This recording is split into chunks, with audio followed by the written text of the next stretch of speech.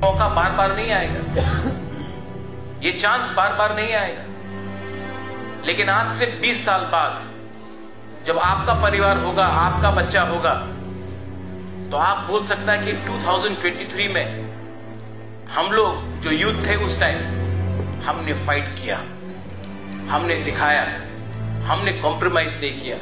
और इसके लिए आज हमारा बच्चा लोग भविष्य में हम लोगों का एक ऑप्शन है, एक भविष्य है। ये चांस आपके पास है। ये कोई भाषण नहीं है।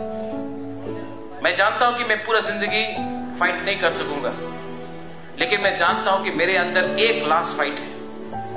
और ये लास्ट फाइट मैं I want the youth to be with me, I want the youngsters to be with me, I want the women to be with me, I want the men to be with मी।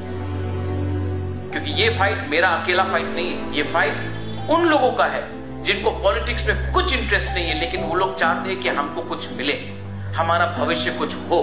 ये उन लोगों का fight है, ये आप लोगों का fight है, जिसमें आपका फ्यूचर कुछ मिलेगा आपको। और इसमें जब तक मुबागरा ठीक लाइन में है, हमको कुछ मिलेगा।